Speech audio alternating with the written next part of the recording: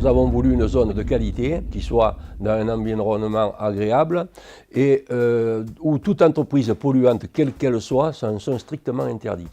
Nous avions donc un site qui était placé dans la nature et c'était au départ pour pouvoir faciliter ce qui était tout pharmaceutique, alimentation. La démarche d'excellence, alors en premier environnemental, on va dire, c'est imposé à nous.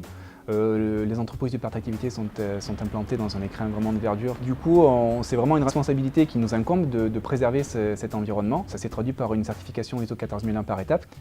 C'est un moyen de construire notre parc d'activité suivant une démarche d'excellence. C'est une volonté d'attirer des entreprises responsables. Du coup, ça nous permet d'avoir une attractivité sur les entreprises qui vont dans le même sens que nous et comme ça garder la même dynamique. S'intégrer dans cette démarche RSE, ça nous pousse à des grands questionnements pour se dire, ben voilà, on est bien, mais qu'est-ce qu'on pourrait faire pour être mieux?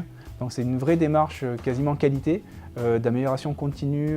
Du coup, on a cette recherche permanente d'amélioration de nos actions. On ne travaille peut-être pas assez en cohérence sur ces problématiques-là avec notre aménageur et notre communauté d'agglomération. Donc cette année, nous avons répondu en trinôme. Je pense que sur ces problématiques, chacun travaille un petit peu de son côté. Et donc en candidatant tous les trois au trophée RSE, ça nous a permis d'avoir une vision commune avec des actions communes sur ces problématiques RSE et environnementales.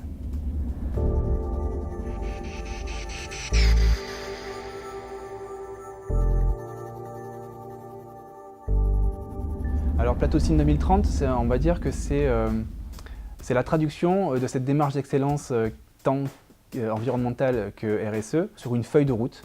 C'est une vision que les chefs d'entreprise au sein de l'association ont pour notre part d'activité à l'horizon 2030. C'est un pacte territorial qui a été signé par toutes les parties prenantes, aussi bien privées que publiques que politiques, et sur lequel tout le monde s'engage en disant voilà, à court, moyen et long terme, sur 4 axes que sont l'environnement, l'emploi-formation, les infrastructures et l'accueil de nouveaux salariés, voilà quels sont les objectifs à atteindre. On a CEPSAPI, donc c'est la biosurveillance en fait, de l'impact des entreprises sur leur environnement.